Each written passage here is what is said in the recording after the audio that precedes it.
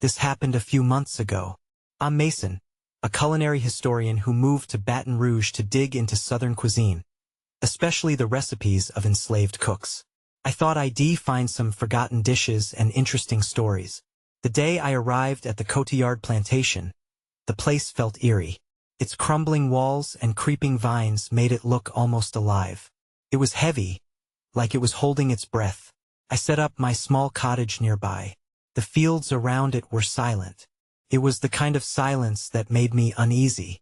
I began my work in the estate's archives and discovered a dusty, leather-bound cookbook attributed to a woman named Judith. I thought it was interesting. I didn't know Judith's history until later. I decided to recreate her recipes, thinking it would be simple. As I cooked, strange things started to happen. One night, around midnight, I heard whispers, soft but insistent.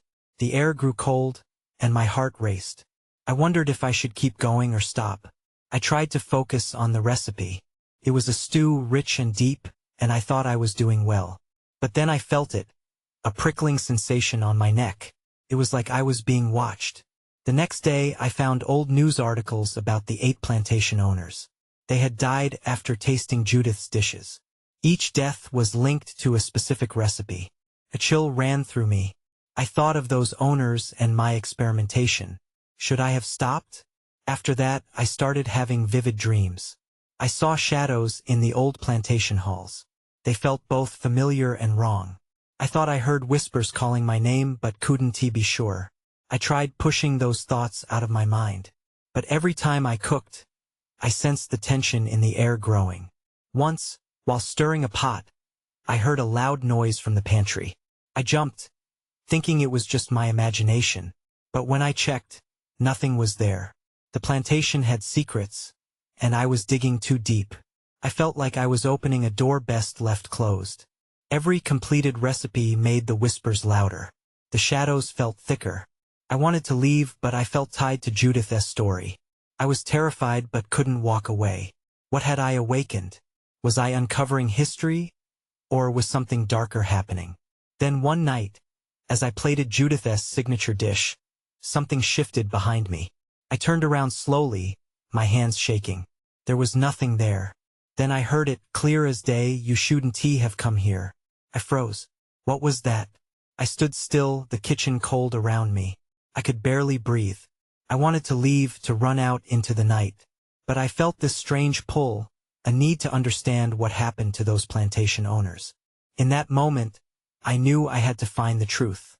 I had to know why I was still here and what really happened with Judith's recipes. What would I uncover if I kept going? The next day, I decided I couldn't just rely on the cookbook and old articles. I needed to talk to someone who might know more. There had to be locals who remembered stories about the plantation, about Judith. I drove into Baton Rouge, hoping to find answers. My first stop was a small diner. The walls were lined with photographs of the area, some dating back decades. I walked up to the counter and struck up a conversation with a waitress named Evelyn. She was friendly but wary, like she had seen too much. I asked about the Cotillard Plantation and its history. Her eyes narrowed. "Folks around here don't talk about that place much," she said. "It has a reputation." "What kind of reputation?" I pressed. She glanced around, then leaned in closer. "People say the spirits don't rest easy there. Bad things happened." I felt chills creeping up my arms. I wanted to dig deeper, but her expression told me to back off. Instead, I shifted the conversation to Judith. Evelyn's face darkened. "Judith was never just a cook," she said quietly. "She was something else. The stories say her food had power." "Power?" I echoed, not sure if I believed in that. "Yeah, power. They say it could make you remember, or forget, just depending on what she wanted," she said, eyes darting around again. People feared her for it. That intrigued me. I started asking more about Judith and the plantation owners. Each name fell from her lips in a hushed tone, as if speaking too loudly might wake something. "What happened to those men?" I urged. "The ones who died." Evelyn shook her head. "No one knows for sure. But they weren't all innocent. The plantation held many secrets. They say Judith took her revenge through her cooking." I left the diner feeling unsettled. I was no closer to understanding Judith or her recipes, but I was haunted by the idea of culinary revenge. Did she curse her dishes? And if so, why was I drawn to them? Back at my cottage, I tried to shake it off. I lit some candles and decided to dive deeper into the last recipe I had started the stew. Maybe there was a clue hidden in the ingredients. But as I pulled out the old cookbook, I sensed a change in the air. The shadows flickered, and the temperature dropped again. I hesitated, feeling that familiar prickle of being watched. Maybe I should stop, I thought. But what if that was Judith's intention? Ignoring my instincts, I began to chop the vegetables. As I stirred the pot, the whispers returned, swirling around me. They were clearer now, almost urgent. I leaned in closer, trying to decipher their meaning. Suddenly, a loud crash echoed from the pantry, rattling the dishes on my counter. I froze again. My heart raced as I dropped the wooden spoon. I took hesitant steps toward the pantry, thinking it might be a raccoon or something innocent. But when I opened the door, no animals greeted me, just darkness. Then everything went dark. The lights flickered and went out completely. A wave of panic washed over me. I fumbled around for my phone, its light barely cutting through the thick shadows. That S when I saw it, a figure in the corner of the pantry. I didn't breathe. Fear paralyzed me. The candle flames flickered, casting long, twisted shadows. And just like that, I was caught between reality and a history that wouldn't let me go. I stood frozen, the figure in the pantry barely shifting. My heart seemed to stop as my mind raced. Was this Judith? A trick of the candlelight? Or something far worse? The air felt thick, almost electric, as if the past was wrapping around me. Who's there? My voice was barely above a whisper. The shadow didn't answer but shifted slightly, just enough for me to see a glint of something silver in its hand. Panic surged through me again. I backed away, my instincts screaming at me to escape, but my legs felt rooted to the ground. Finally, I broke the spell of silence. I am not here to cause trouble, I stammered, hoping my words would somehow reach whatever was lurking. The figure shifted again, stepping into the faint light. An old woman appeared, her face drawn and lined like the pages of the ancient cookbook. She wore a simple dress, but there was something more than just fabric in her presence. I could feel her energy, heavy and pressing. Judith? I breathed, the name slipping unbidden from my lips. If this was her, why did she seem so fragile? She nodded slowly, not quite in agreement but not denying it either. Her eyes locked onto mine, and for a moment, I felt a rush. Images of the plantation flashed in my mind, vivid and chaotic. I saw fields, fires, and men shouting, their faces twisted in anger and fear. What happened? I stammered, feeling dizzy. Judith raised her hand, the silver object glinting in the light. It wasn't just any silver. It was a spoon.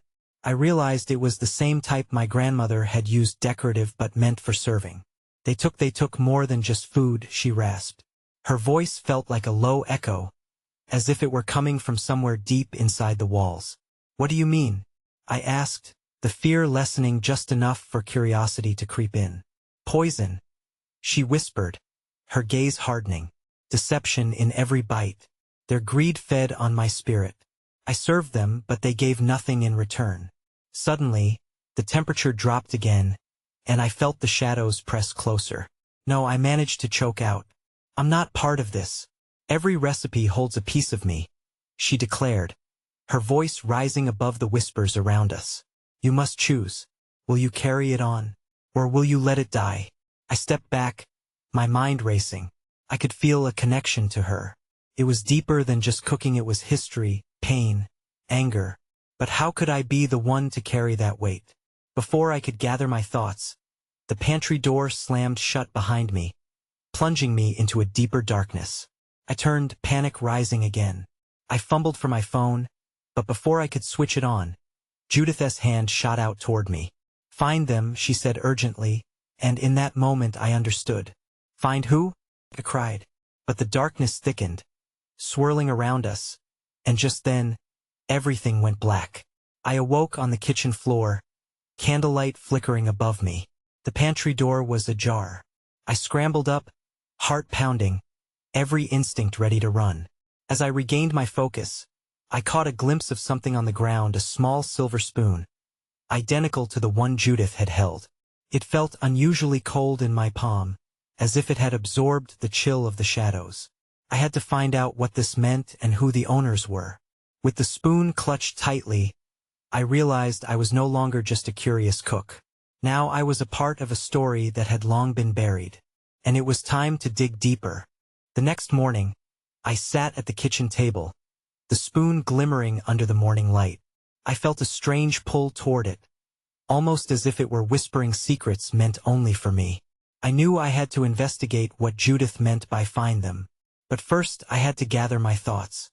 I started with the internet. The bright screen felt like a portal to another world where I could unravel the past. I typed in Judith recipes plantation owners 1830s Louisiana and watched the results pop up. It didn't take long before a specific name caught my eye. The 8 plantation owners who died after tasting Judith's recipes. My stomach dropped. Could this be the same Judith? I clicked on the link, my heart racing.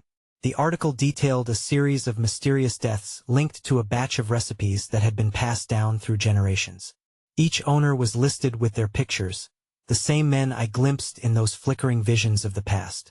The deaths were marked as suspicious, prompted by tales of food poisoning. This was the poison she mentioned. Their greed had indeed come back to haunt them. I scrolled down to their stories, noting their ties to each other and how they had acquired their wealth. The more I read, the more questions flooded my mind. What did Judith do to them? Had she truly cursed her recipes? As I dug deeper, I felt my resolve harden. I needed to understand what had happened and why Judith's spirit lingered. I wasn't just looking for answers for myself. This was about understanding her legacy. I had to learn what made her recipes so powerful or dangerous. Just then, a sound broke my concentration. The front door creaked open. My heart raced and I froze. Whether it was a neighbor or something worse, I couldn't risk being caught unprepared. I quietly put my laptop aside, but before I could move, I heard footsteps. They were soft, almost cautious. I quietly reached for the kitchen drawer, gripping the nearest object, a wooden spoon. I waited, my breath held, as the footsteps grew closer. The kitchen door swung open, and I tensed, ready to defend myself. But it wasn't a spirit or ghost, it was a young man, barely older than I was, his face pale and eyes wide. "Are you the one who found her spoon?" he asked, voice trembling slightly. I stepped back, unsure of how to respond. "Who are you?" He took a shaky breath. "My name is Eli. I've been searching for you. Judith's recipes, they're alive. You need to know before it's too late." My stomach clenched. I sensed this was serious, whatever was happening. "What do you mean they're alive?" Eli glanced around nervously before stepping forward. "I'll explain everything, but we must leave here first. They're coming." Before I could respond, the door slammed shut behind him, and a chill spread across the room. Someone else was in the house. My heart raced again, but this time it was fear and uncertainty. I wondered who or what would come through that door next. Eli moved closer, urgency in his voice. "We don't have much time. Judith's recipes draw power from more than just ingredients. They have a purpose. Those who misuse them, they suffer." I didn't understand. Misuse? But how? Before Eli could respond, a loud crash echoed from the living room. I jumped. Panic surged through me. I turned my head just in time to see a shadow dart past the window. "Stay quiet," Eli whispered. He grabbed my arm and pulled me toward the back door. My heart pounded, but I knew he was right. I had to move. Whoever or whatever was in the house could be hostile. Eli pushed the door open. The air outside was cool, a sharp contrast to the rising tension inside.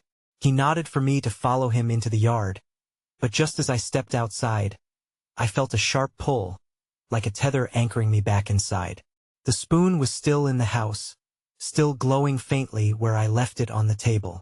"What's wrong?" Eli grabbed my arm again as I hesitated. "I need the spoon," I said, urgency creeping into my voice. "It's connected to her. I can't leave it behind. Eli cursed under his breath. Then we need to be quick. But I don't know what it can attract. I nodded, determination surging through me. I turned and bolted back inside, scrambling through the door just as the sound of footsteps grew louder. In the kitchen, the spoon was still there, shimmering with an eerie glow. I snatched it up, clutching it tight. That S when I saw it. A reflection on the table, two dark figures looming at the doorway. I froze as their eyes glinted in the low light, revealing their intent. Eli was right. They were coming and they weren't friendly. Get out, I yelled, panic igniting in my chest. I ran back to Eli, who was waiting just outside the door, his eyes wide. I didn't wait for a response. We sprinted through the yard towards the tree line at the back of the property. With every step, I could hear the footsteps hastening behind us. They weren't far behind, and I could feel the weight of their pursuit. Who are they? I gasped. Those who want her recipes, Eli replied breathlessly. They'll do anything to stop you from using them. I glanced back. The figures had spread out, their intentions clear as they searched the area. Their faces twisted in anger. They were relentless. We reached the trees. The thick foliage swallowed us as we ducked and weaved through the branches. We can hide here, Eli said, pressing against a large trunk. I tried to catch my breath, my pulse racing. But what do we do now? What do you know about those recipes? Eli looked me dead in the eyes. Judith only meant to protect her recipes from greedy hands. But those owners are not the only ones who want them. We must find out why it's happening again. Suddenly, the ground shifted beneath us, and a low growl emanated from the shadows. My heart stopped. Something else was in the woods. Run! Eli barked, and I instinctively took off. Whatever I thought I was about to uncover, it was turning into a nightmare far beyond what I anticipated. I didn't need to be told twice. I ran as fast as I could, fear driving my legs forward. Branches clawed at my arms and my breath turned ragged as we darted deeper into the woods. The growl was no longer distant. It echoed around us, growing louder. What is that? I yelled over my shoulder, panic tightening my throat. I don't know, Eli shouted back, but I could hear the tension in his voice. Just keep moving. I wished I could see where we were going. The trees loomed overhead, their twisted branches forming a dark canopy.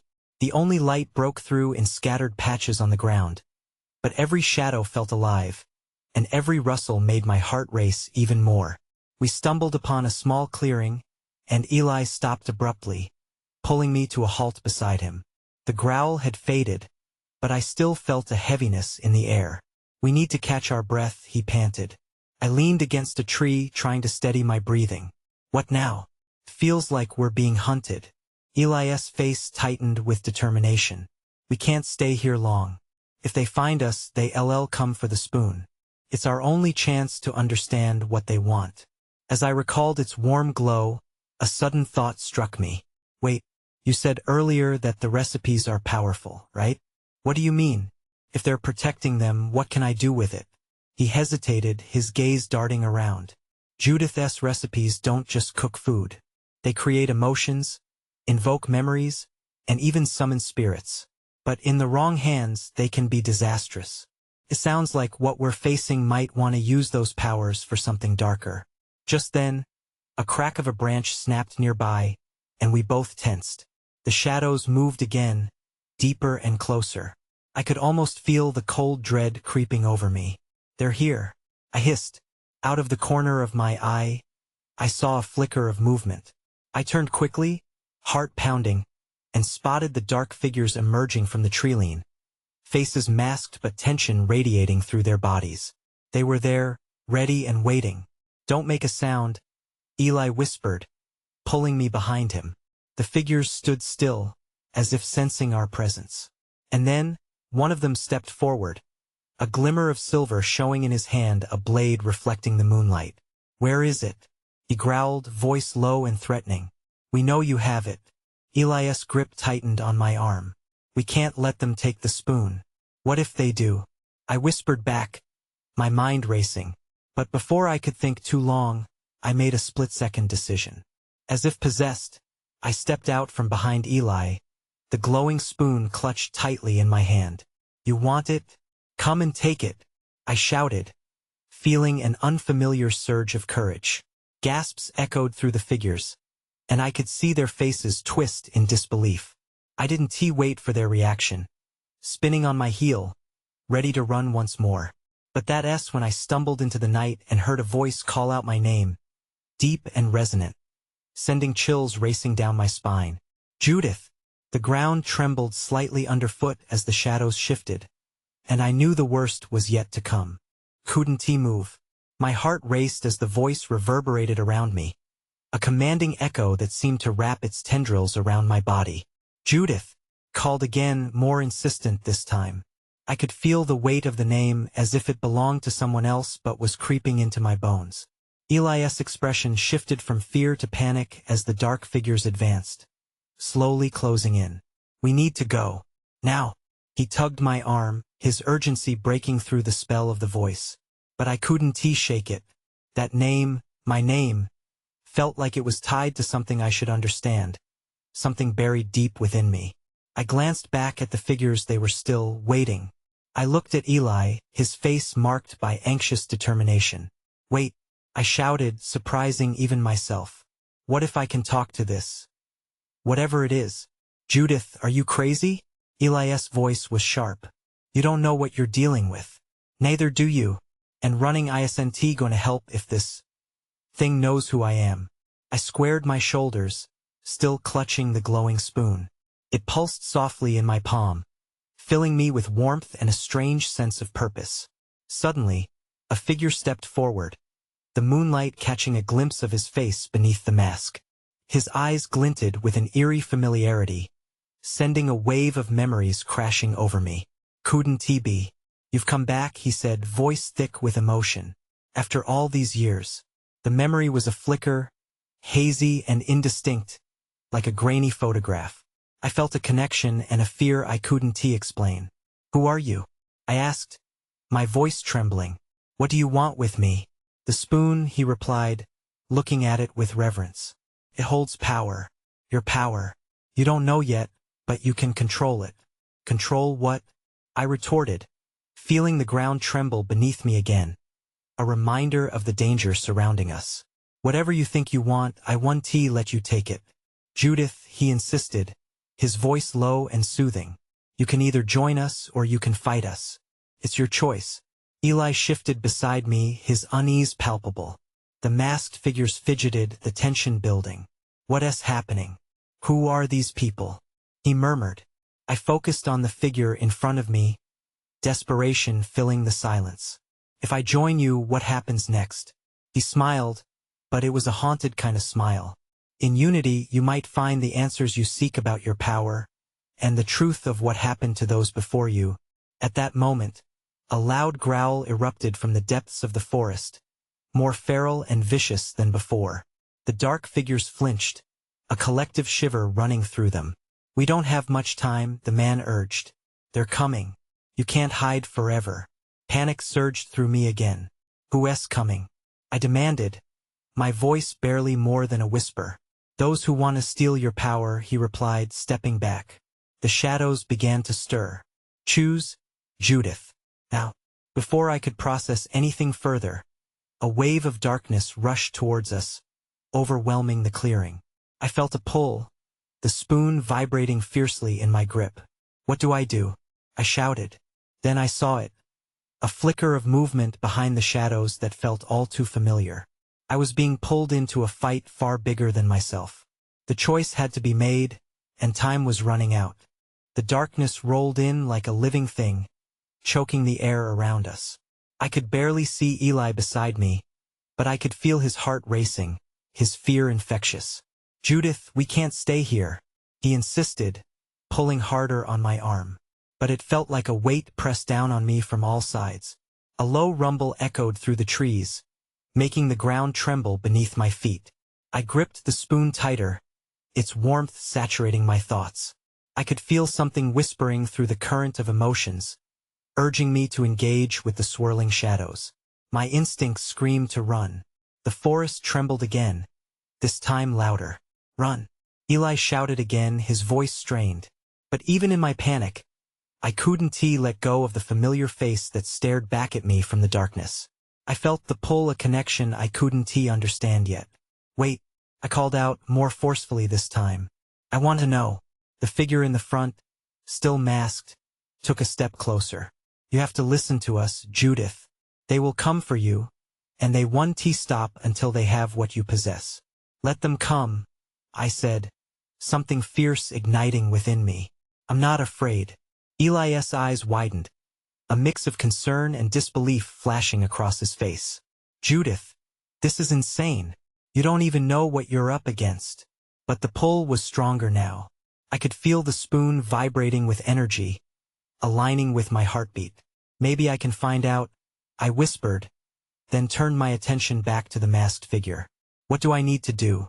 He extended his hand, palm open, inviting. Join us, and we will teach you to wield the power that is rightfully yours. You can be the key to unraveling the truth. Behind him, one of the dark figures let out a terrifying growl, and I felt a chill run down my spine. They're getting closer, I muttered.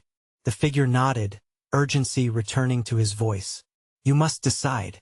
Either embrace your power or succumb to the shadows.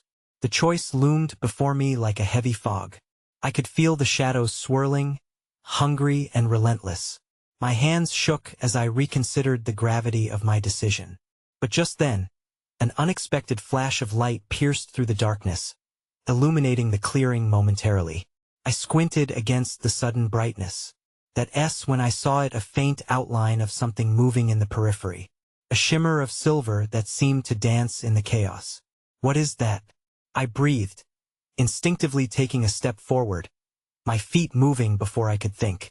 Judith, no, Eli shouted, but the light drew me in. As I neared it, everything else faded. Eli's frantic whispers, the growls, the looming shadows. The light felt familiar, as if it had been waiting for me. But before I could grasp what it was, the shadows lunged, faster than I could react. Then everything went dark. I woke up in a cold sweat, heart pounding in my chest. My surroundings were unfamiliar. A dimly lit room filled with odd shapes and shadows. I shot up, eyes wide, scanning the space. The air was still, but I could feel an electric tension hanging above me. Eli? I called out, my voice echoing strangely in the silence. There was no response. Panic began to curl in my stomach. Where was he?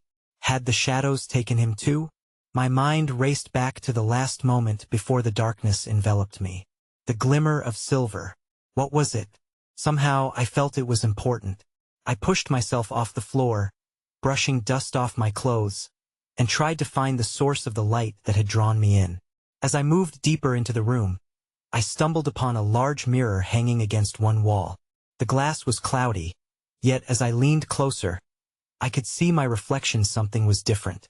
My eyes glinted with a strange silver hue, and I gasped, stepping back. This wasn't how I remembered myself. Just then, I heard a soft whisper, barely audible. Judith, help us. The voice was faint, laced with urgency, echoing through my mind. Who is there? I asked, feeling a chill creep up my spine. More whispers followed, each more desperate. You must remember. Remember what? I felt the spoon tucked in my pocket vibrate slightly, urging me on. I pulled it out, the familiar warmth calming my racing heart. The moment I held it tightly, the whispers grew stronger, swirling around like a breeze. My thoughts began to clear. That when I caught sight of something reflected in the mirror. The shimmer of silver I'd seen before. It was real, but now it seemed woven into the fabric of the room. Suddenly, fragments of memories surged through me, faces, places, voices. I gasped as images flooded my mind. A vibrant scene of a kitchen filled with warmth, laughter, and the smell of spices. Then a shadow flickered behind me, and I spun around. A figure emerged from the darkness, their features obscured. You must leave, they said urgently. They are coming for you. Who? What is happening? I demanded, clutching the spoon as the warmth enveloped me like a shield. The ones who seek power. They know you are awakening, the figure replied. But you are not alone. Before I could respond, a sudden crash sounded from behind, and the door swung open. Dark silhouettes surged into the room, eyes glinting in the dim light. Fear coursed through me. I had to think fast. The whispers grew louder, colliding with the panic, urging me to act. Use it, they screamed in unison. I took a deep breath, my pulse racing. What do I have to lose? I muttered under my breath.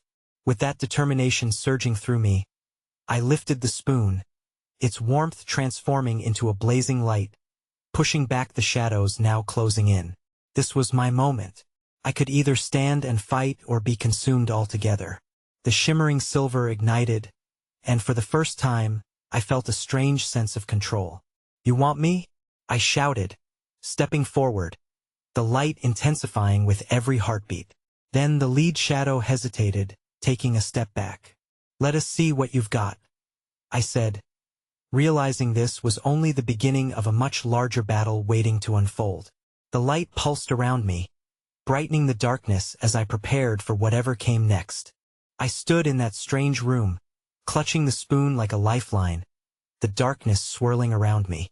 The figure, whoever they were, hovered at the edge of the shadows, retreating as the light expanded, forcing the silhouettes back. It felt like an electric charge surged through the air, vibrating in sync with my racing heart. Judith! The voice from the shadows called out. A mix of anger and frustration sent a chill down my spine. You think you can control it? I don't think I know, I shouted back, channeling the energy that thrummed in my veins. The spoon glowed fiercely in my hand, illuminating secrets hidden in the dark. Memories collided like puzzle pieces, clicking together in a vivid tapestry that spiraled to life around me. I could see it clearly now. Judith's kitchen, bustling with light, laughter, and scents that danced on the air. The faces of the plantation owners flashed in and out, a merry gathering turning deadly under the oppressive weight of greed and betrayal. They had taken too much from her, and I felt her anger coursing through me. There was power in these memories, a truth that wouldn't stay buried. The figures hesitated, thrown off by my intensity. From somewhere deep within, I heard Judith whisper, "Remember, every recipe is a story." With those words echoing in my mind, I gathered my focus. I'll tell your story, Judith. I'll make them listen. I stepped forward, the light from the spoon expanding, acting as both a weapon and a shield.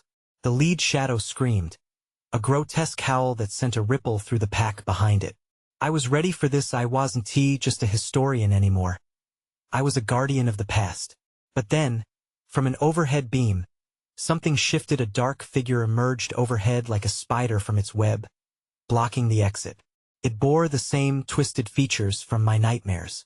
And in that chilling moment, I realized that this wasn't just a struggle for power. It was a fight for the legacy of those who haunted this place. Their whispers had given me strength, but I could also sense their fear. Could I truly harness the energy of their memories against those who had once wronged them? Judith! The masked leader shouted again, desperation seeping into their voice. There's no escape for you. Maybe not for you. I fired back, my voice cutting through the air like a blade. The shadows surged, hungry to snuff out my light. I had no choice but to push harder. I closed my eyes, conjuring the images of Judith's life, her sorrow, and her resilience. This is for you, I whispered softly. I'm not afraid. As I visualized her kitchen bursting with life, I felt the light from the spoon intensify, a beacon in the enveloping darkness. Then, I thrust the spoon into the air, its brilliance erupting through the room like fireworks. A shockwave erupted, knocking back the figures as light met shadow. The air grew dense as the darkness screeched in protest, but I held firm. The shadows writhed, twisting like smoke caught in a windstorm. Judith's voice filled the space around me. Clearer now. You have the power to choose, she urged. Choose wisely. With a deep inhale, I felt adrenaline spike through me. I choose to end this, I proclaimed, pushing the energy forward, illuminating every dark corner. In that moment, the boundaries between past and present blurred, and I was enveloped in a chaos of memories. Judith's laughter mingled with my own fear, amplifying every doubt, every hope until it intertwined.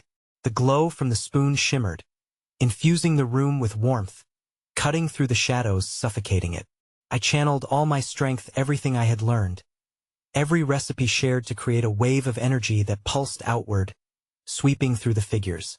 Light enveloped them like a blanket, forcing them to dissipate like mist under the sun. And then silence. I opened my eyes to a transformed room. Light spilled from the cracks, illuminating the walls, bringing the once accursed space into a realm of peace. The figures that had pursued me had vanished. It all felt surreal, like waking from a dream. "Judith?" called, but only the echoes remained. The spoon, still warm in my hand, felt heavy with significance. This wasn't the end of my search. It was merely the beginning. As I glanced around, I knew I had awakened something. Whether it was a darkness best left sleeping or a truth needing to be told, I couldn't be certain. "Eli." The thought hit me then. "Eli?" I shouted, hoping he would materialize from the shadows. He appeared, stumbling into the light, his face drawn but intact. Relief washed over me. "You did it," he exclaimed, awe painting his expression. But there was a lingering fear etched in his depths. But what happens next? I looked at the spoon, sensing Judith's South spirit still lingering close. The stories aren't over. I can't leave this behind. There's so much more to uncover. The weight of responsibility settled over me, heavy and daunting. I had survived, yes, but those shadows would always be a part of me. They were a reminder of the darkness that persisted, lurking just beyond the light. But as I looked out into the now illuminated world, a question lingered. Was what I faced a product of the past or merely a reflection of what people still feared? "Let us get out of here," I finally said. Eli nodded, and together, we stepped into the dawn, the stories of the past woven into our very beings. And in the quiet that followed, I realized my journey to unravel Judith's legacy had only just begun. I would carry the spoon and the whispers with me, maybe not all the answers, but surely enough questions to guide me on whatever lay ahead.